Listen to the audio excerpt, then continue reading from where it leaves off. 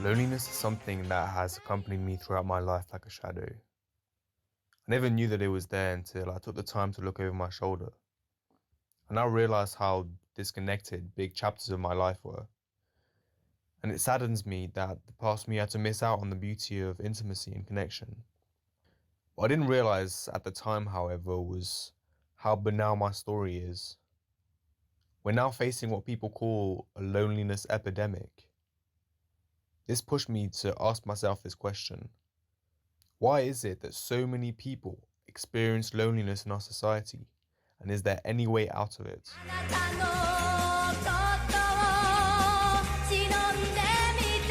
Connection is a need just like food and shelter. And when this need isn't met, we feel disconnected, alienated. In other words, lonely. The way we communicate with others seems like a good place to start, seeing as it is at the base of all relationships. This is Dharma Vijaya, an ordained member of the Southampton Buddhist Centre, who agreed to answer some questions about how we can better communicate with others. Well, mindfulness, this is a term that's entered the common vocabulary, isn't it? I prefer to think of mindfulness simply as awareness. Yeah. So, you can't really communicate with anyone unless you're aware of them. You can't. Communication is a two-way street, isn't it? So, part of it is what you want to communicate to another person, and you also want that to be receivable by the other person. So, in order to assess whether that communication is happening, you need to be quite aware of the person that you're speaking to. Also aware of yourself. I think without it, you might as well just be on your own, mightn't you? If you're not noticing how people are responding to you, communication won't happen. This is Ali, a pastor who created a gardening project to fight against loneliness and mental health issues. I think something that a lot of people could learn as well is being kind to themselves.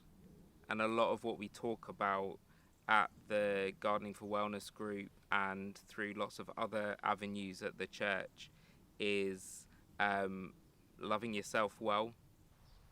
If you don't love yourself well, it's hard to love others.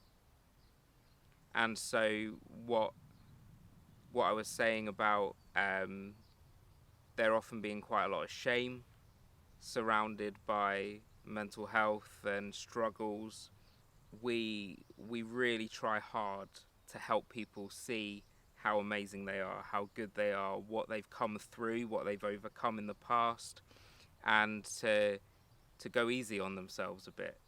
I normally got loads of bees on my lavender, but no, not this year.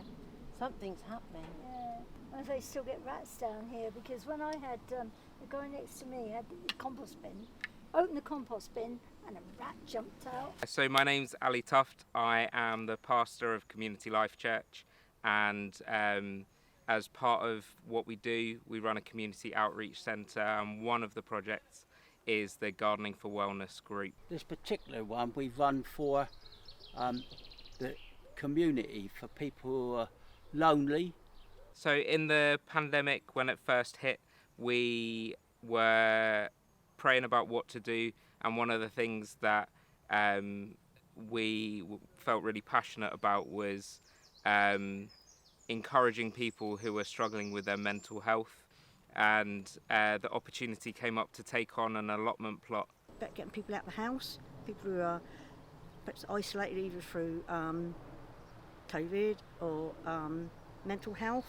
People find that difficult, and coming out here in a nice environment like this. So a big part of our time is spent just having tea and coffee and biscuits and getting to know a bit about people's lives and their struggles and what they're facing, and being able to encourage them.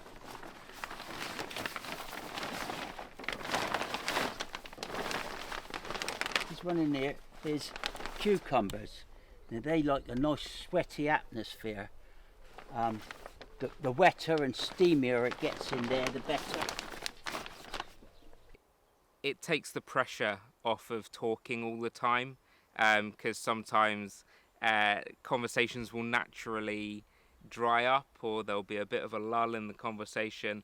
And when you're doing something alongside someone, it takes the awkwardness out of that a bit, and you can just enjoy the bird song and being near one another. Sitting up there. Yeah, but I am up for coming up and doing stuff Oh, that's and great. helping. If you can come and walk these. I think it's worked really well to forge friendships among the group. Sometimes you just have to listen and not do anything, because people sometimes don't want to do anything, they just want to share and offload their burdens, you know, and this is another opportunity they can do that in a non-threatening environment. The group created quite a core group that lots of people describe as like a second family now.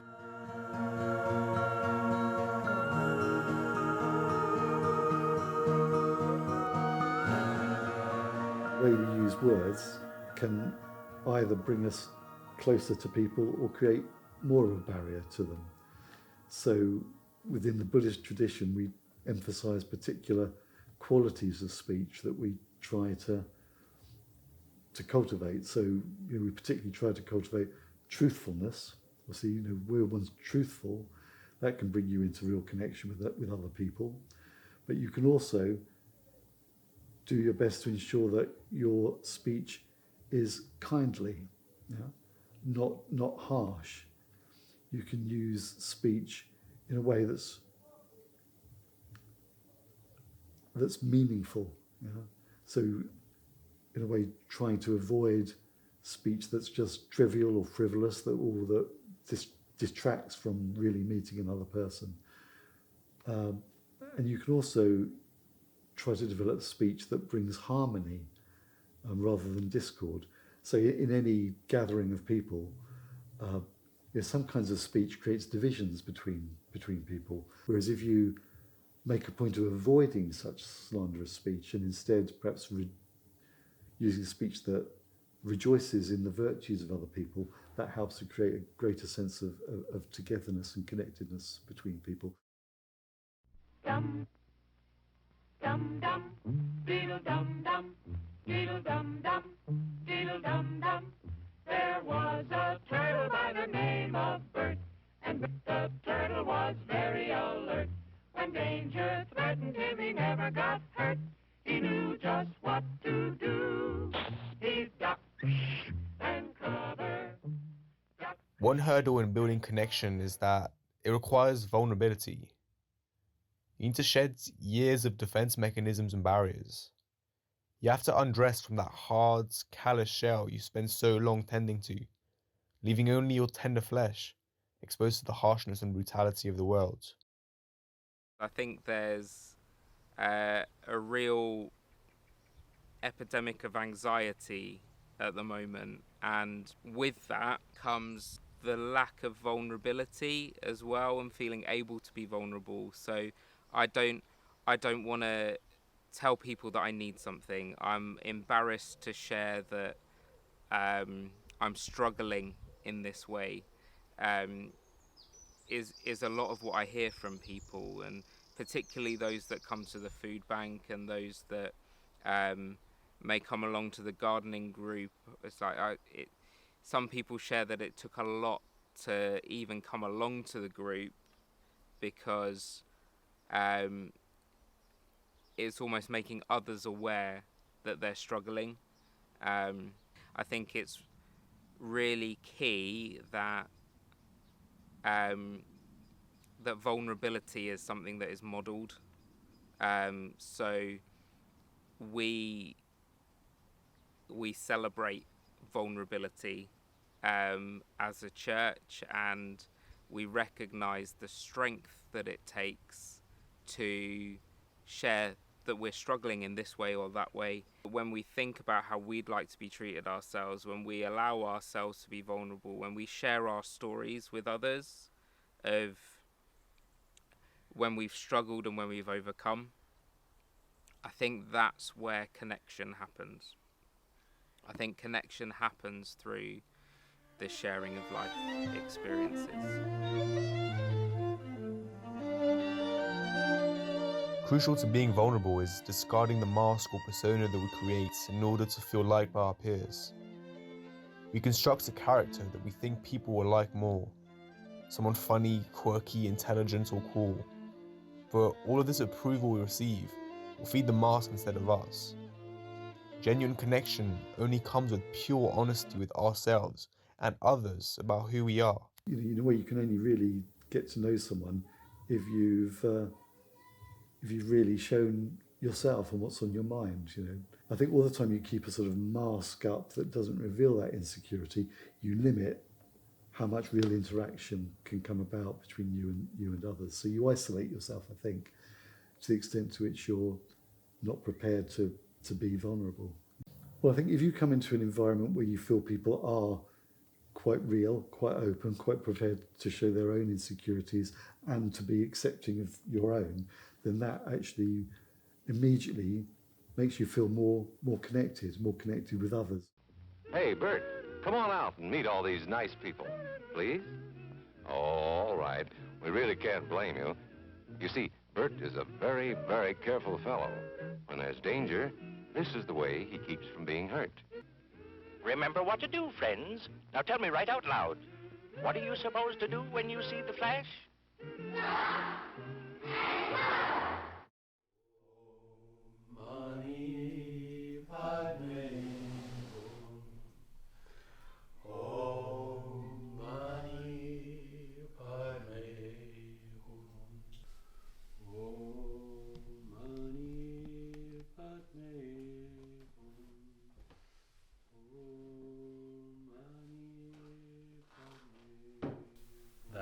I feel that I have a direction and a purpose to my life that in a way that I didn't have before. My only purposes in life before that were kind of paying the mortgage and feeding the family and feeding my desires, as it were, which was very unsatisfying. Having practiced Buddhism now for many years, I know that some of those people that I met then are my best friends now, so I feel I've got a strong network of very good friends that I don't think I would have had if I hadn't come across Buddhism, actually. Yeah, my name's Dhamma Vijaya, and I'm the chairman of the Southampton Buddhist Centre. Should people like to engage and be actively involved? And the centres really just exist to give members of the public access to teachings and practices that can improve the qualities of their lives. I felt that it was meditation that I was most interested in, but looking back on it, the actual contact I had with the people that I met at the Buddhist Centre was more important than I thought it was at the time. Just how interested in me people seemed to be when I just arrived. That made a big difference to me. And I didn't encounter that so much in the non-Buddhist world. Amongst Buddhist people, I suppose because they develop a greater awareness through their meditation practice and awareness through considering sort of ethical standards to live by, it just meant those people were a lot more open and receptive and interested in me. And that enabled me to be myself more fully, and be less guarded, more open, because you can be open to somebody who's really listening to you. If you sense somebody isn't that interested in you, you won't open up and reveal yourself so much. So that leads to greater intimacy, I think. Of course, intimacy is the antidote to loneliness, ultimately.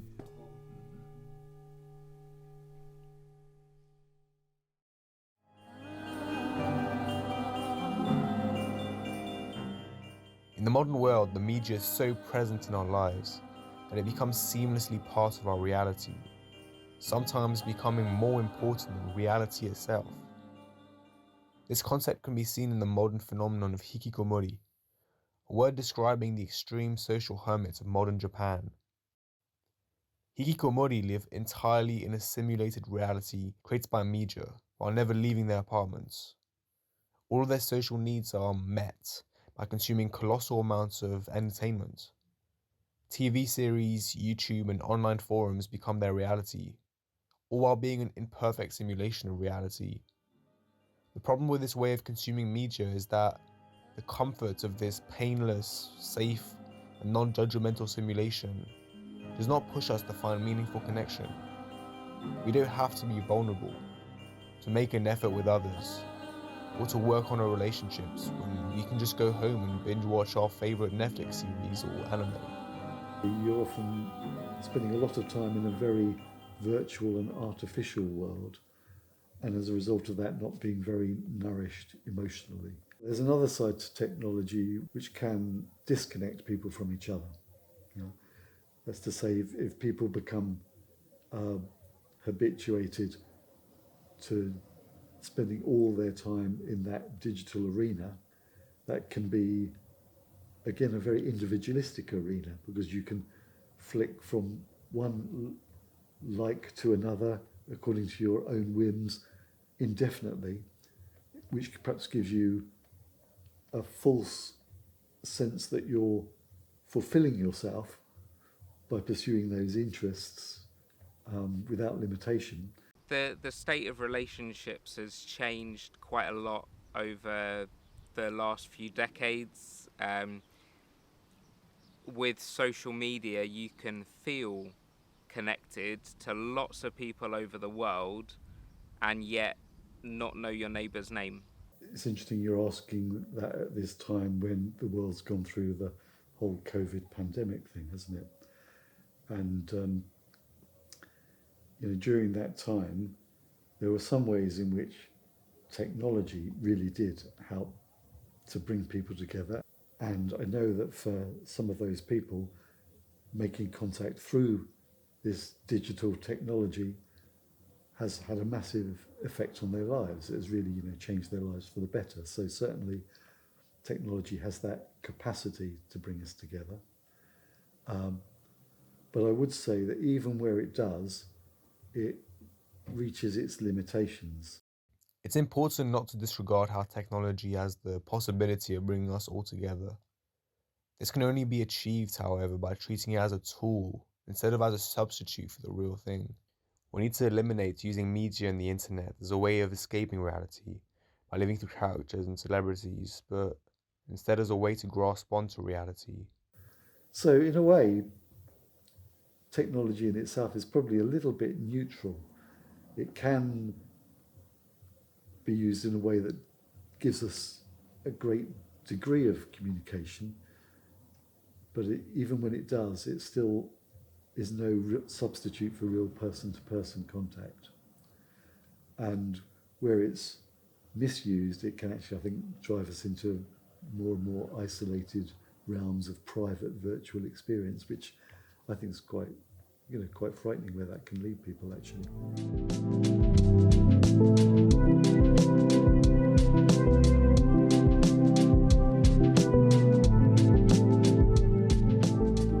The way society is people go in and watch their TV. It's difficult to get a communication with a neighbor. They get stuck into their own routine, so they're not really thinking about the neighbours. When you live in a city, you feel that it's difficult to engage or feel part of the community. In a way, the bigger the city, the more protected people seem to be. And in the sense that I noticed this in London, but when you go into a big city like London, you go on the tube, it feels as though people are protecting themselves. They make a point of just looking on the ground in front of them and not looking at each other, perhaps because there is a sense of there being so many people around, it's a little bit overwhelming, and they protect themselves by putting up these sort of invisible barriers. I feel like people are just a bit scared of people, so it's a bit like they don't communicate properly.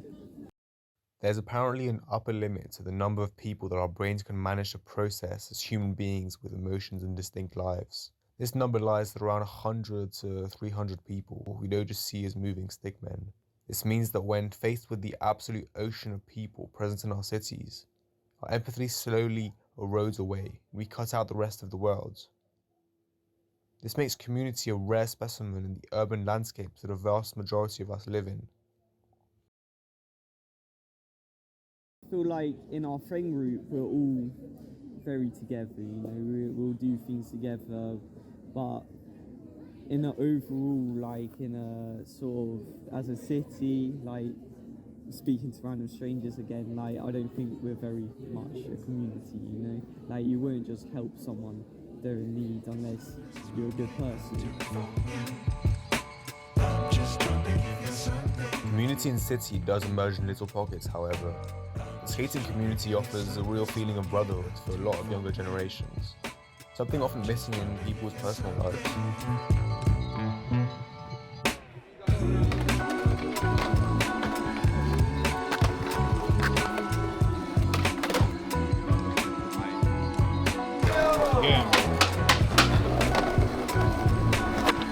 My name's Bartek. Well, my first experience with skating was actually shocking. So I literally went around my mate's house. We just both got our skateboards together. You know, I had this awfully made skateboard. Like it was so cheap, like 20 quid. So yeah, we just went around the street. It was like a little flat road, and we just kind of like rolled around. I fell over probably like 4 times, smashed my head into the ground, literally grated my nipple. Like I cut the whole side of me open, but I still enjoyed it, so I carried on skating. Like the skating community is all like a family together. We all like are friends, we all know each other, we all like support each other with tricks, we help each other. And yeah, I think it's definitely a brotherhood. Like actual skaters, they will genuinely help you with anything. Like if you, like for myself, for example, if anyone needs a spare skateboard, I've always got a spare to give out.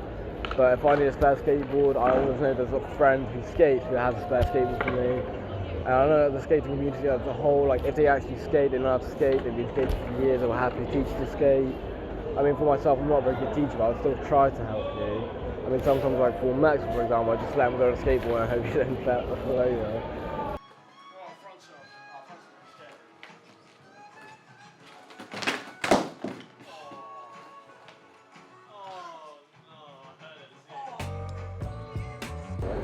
I just enjoy it a lot. It just like makes me happy. Like genuinely just makes me happy. I don't know. It's definitely changed my life because if I wasn't skating right now, I'd probably be just fat and chubby, sat on my gaming chair playing games. But instead of that, I'm actually out doing a physical activity, skating. And I like skating is something to always back and rely on. Like if you need something in your life, like you're upset. Like I don't know. It's just good for you. Right, mate. We've got all day. Let's go back to skating, innit?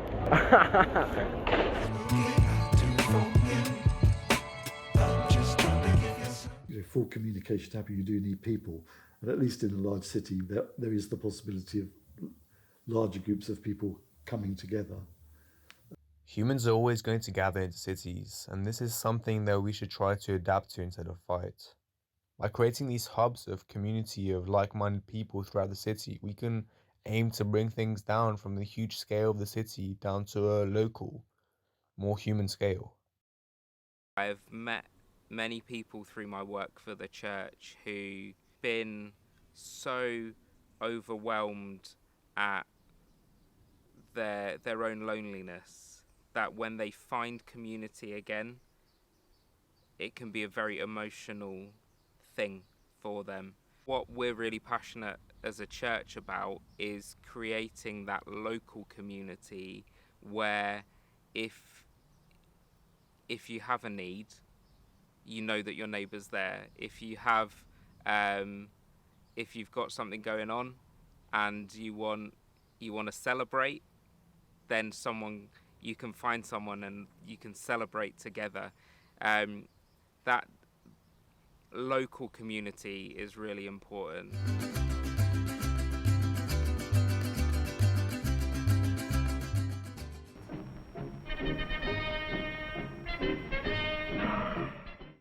When Indian members of our order come to the West, they're often very surprised by how accustomed Westerners are to have their own space, their own comfort. And they find it quite odd, actually. You know, they find it very hard to make sense of.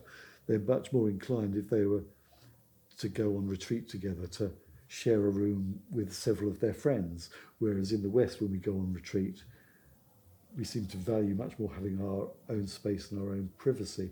I think the cost for us as Westerners is of it's like becoming more isolated without even realising that we're becoming isolated.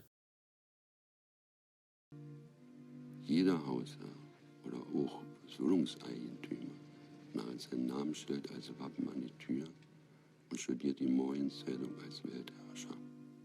Das deutsche Volk ist in so viele Kleinstaaten zerfallen, als es einzelne Menschen gibt. Und die einzelnen Staatsgebilde sind beweglich. Jeder trägt das Seine mit sich herum und verlangt eine Übertrittsgebühr, wenn ein anderer es betreten will. So schwärmt jeder für sich ins Ausland und lässt in allen Himmelsrichtungen seinen Einmann-Reichswipfel flattern. Auch seine Kinder schütteln schon die Nase und ziehen ihre Scheiße in Kreisen um.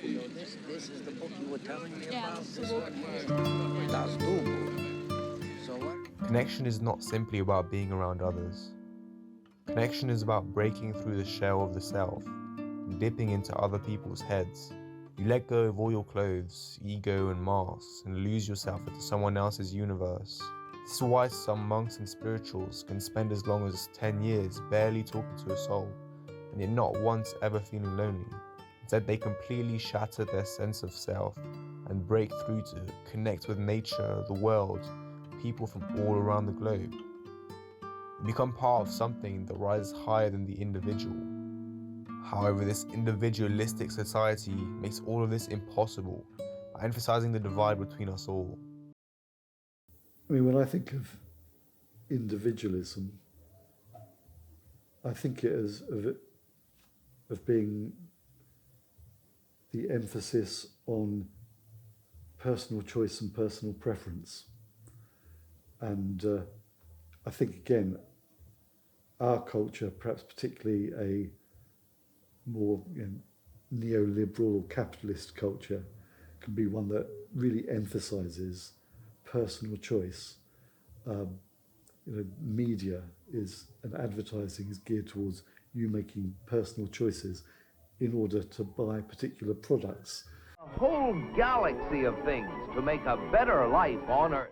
So that that sales culture, if you like, fosters and thrives on this idea of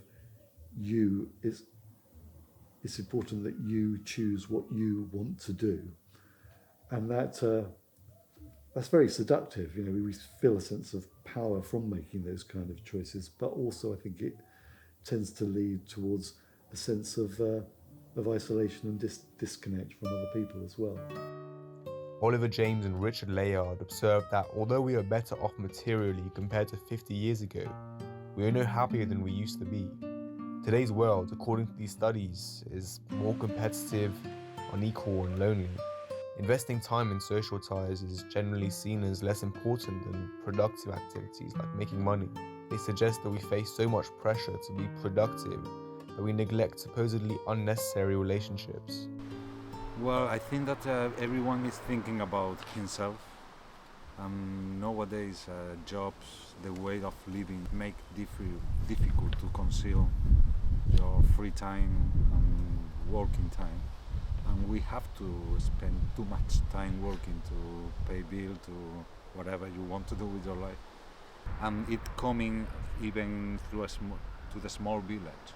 People now is more worried about buy a new house, buy a new car, and we are losing also the cost or the cultural stuff or the event that we used to share. I remember when I was little that we have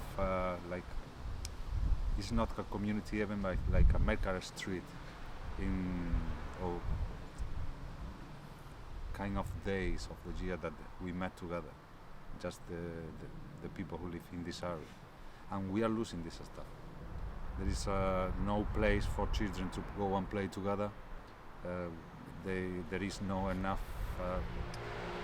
I don't know how to say that, but children doesn't go to the street in the same way, or playing with the ball, or playing with.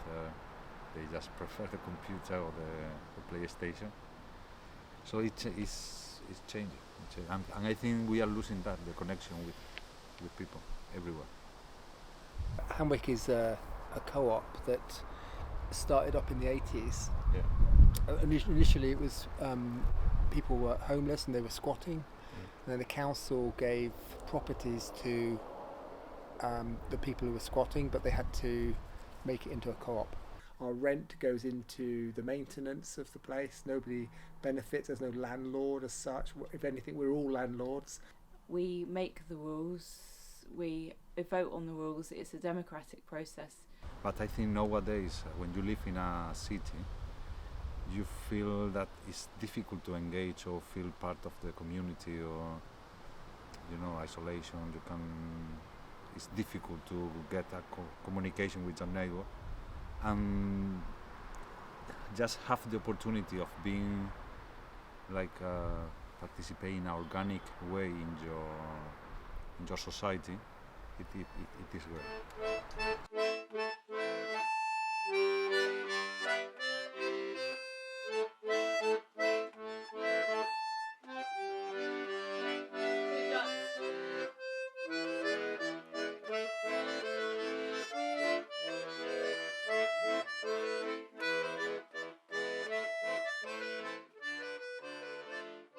People don't have to work in the garden, but some people really love gardening, and I'm not dead keen on gardening, but I do a little bit of gardening, cut the grass occasionally. The garden tends to be a bit of a focal point at the weekends, in the evenings. We sometimes have barbecues, a fire in the evening. People might be sat outside after work, have a drink, and all sorts of people might come down from their own flats. The sugar takes the liquid out of the plums, and then it makes a syrup. Wow. This syrup is good for Korean cooking. Nowadays, it's difficult to get a rent. It's difficult to get a decent place for living. And that's one of the best things that do the Co-op. They offer a very nice place to live and the opportunity to join a very nice community or group of people that decide to live in a different standard. We look out for each other. I mean, I don't necessarily know everybody, but I've got quite fond of a lot of people who I live near.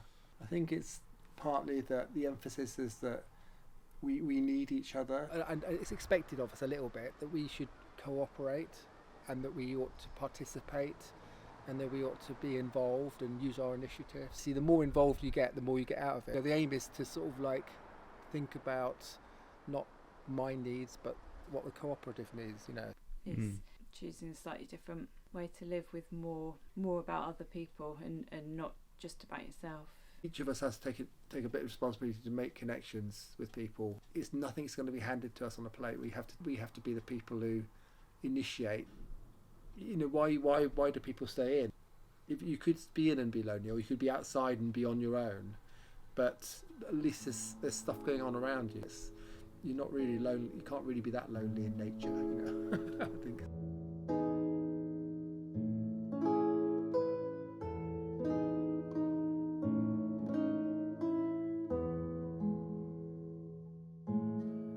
By peering into these widely different communities, what I realized was that most important of all for community is belonging to something bigger than yourself, whether that be a common goal, a religion, or shared housing to manage. But this rampant culture of individualism challenges the very cause of community, which relies on sacrificing yourself for the group. The Christian faith is one where we realize that that through our own work and through our own effort, we'll never achieve as much as if we rely on each other, and unless we rely on kind of things above ourselves. And that's the kind of community that we want to grow at Community Life Church, one where we're all encouraging one another to rely on God, to ask for help when you need it, and to love people really. Letzte Nacht träumte ich von einem Unbekannten, meinem Mann. Nur mit ihm konnte ich einsam sein, offen werden für ihn, ganz offen, ganz für ihn. Ganz als Ganzen in mich einlassen.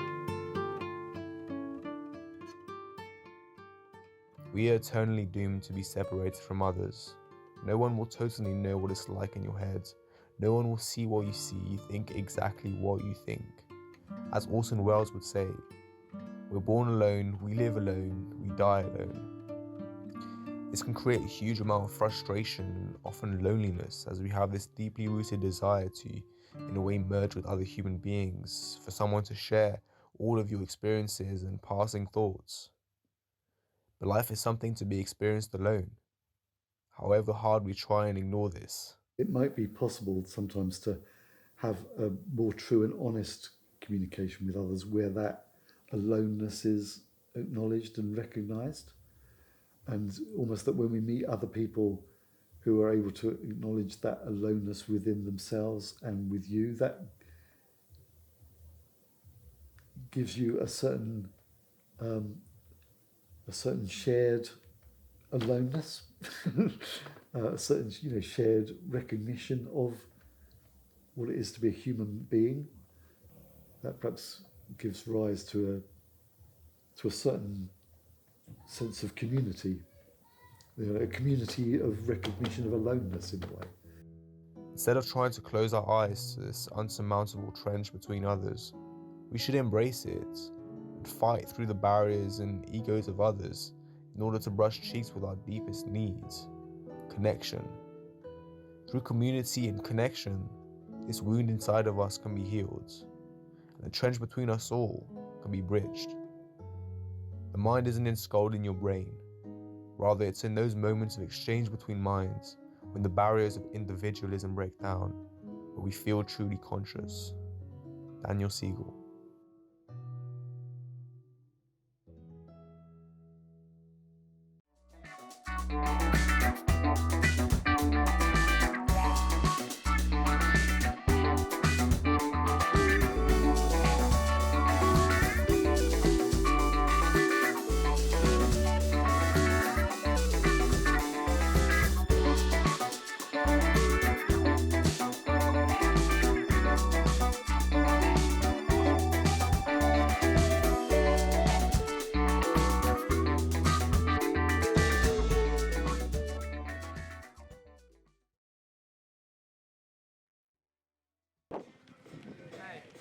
Maxwell, what you talking about? I don't know what to talk about. Oh.